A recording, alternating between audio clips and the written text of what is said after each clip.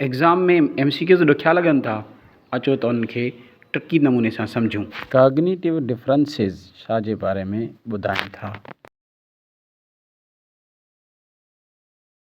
जवाब सी आहे, यानी थिंकिंग, अंडरस्टैंडिंग, मेमोरी ऐं प्रॉब्लम सॉल्विंग जे बारे में ॿुधाईंदा आहिनि। यादि रखो त कॉग्निटिव जो मतिलबु आहे ज़हानत सां लाॻापियल।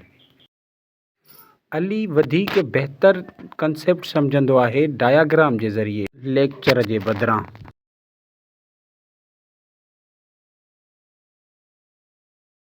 जवाब बी आहे कॉग्निटिव डिफरेंस, छाकाणि त इहो हिन जे ज़हानत सां लाॻापियल मसइलो आहे।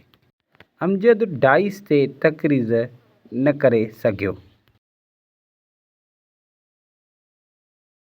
जवाब ए यानी सोशल डिफरेंस आहे, छो त हीउ समाजी मसइलो आहे। हीउ माण्हुनि खां हेज़िटेट थिए थो।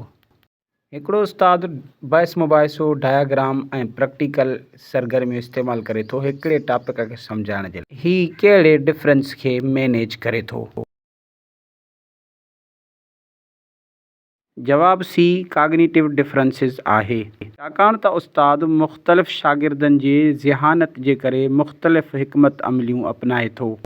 हिकु इंग्लिश मीडियम स्कूल में हिकु सिंधी शागिर्दु बहस मुबाहिसे में ख़ामोश रहे थो। इहा सिचुएशन या हालत ख़ासि तौर खे छा खे ज़ाहिर करे थी। जवाब ए सोशल डिफरेंस आहे, छाकाणि त उहो इंग्लिश ॿोलीअ खे नथो सम्झे।